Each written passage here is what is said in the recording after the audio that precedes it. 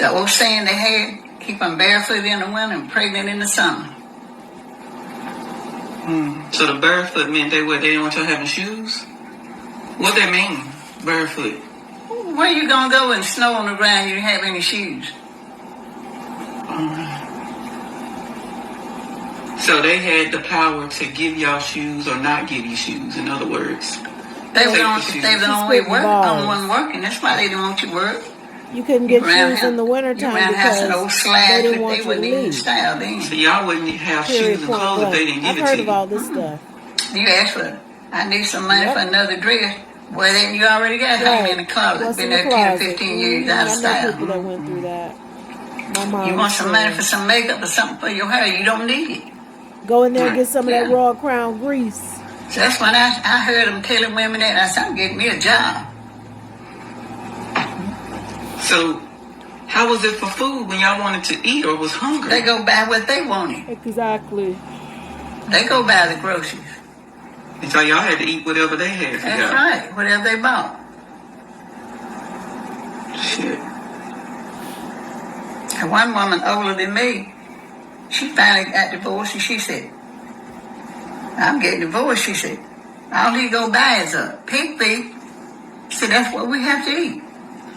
Go buy the cheapest thing they can buy. Well, the House passed the SAVE Act, so if you're a married woman or you changed your name from your birth certificate for any way, you need to get a passport if you intend to vote. Because in that law, it says that when you register to vote, your name on your ID has to match your birth certificate or your passport, or you can't vote.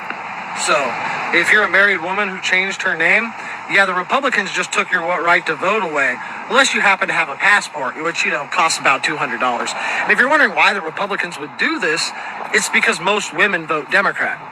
They got a big majority of men voting Republican this time. They saw that and decided, well, shit, if we take the right to vote away from a whole bunch of women, and most of them probably won't even pay attention to what happened until they go to vote and get denied because they don't have a passport or their name doesn't match their birth certificate, because most married women, their name's not going to match their birth certificate, and then they'll be like, oh shit, I can't vote. But by then it's too late, because it takes 8 weeks to get your passport. Ladies, and now they're trying to come for our financial independence and ability to get a credit card, literally taking us back to the 1950s.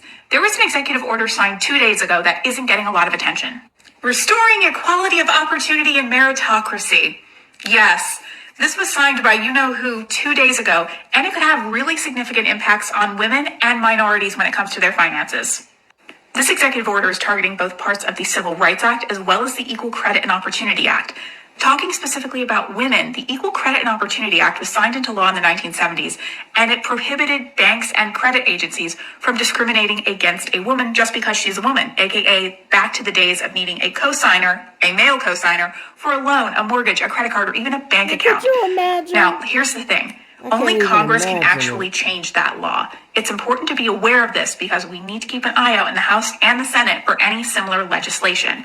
Now, we all know that mediocre white men think women getting a fair chance or minorities getting a fair chance at anything, just the same chance as anybody else, is discriminating against them. Right, but because, of course, they're mediocre white men.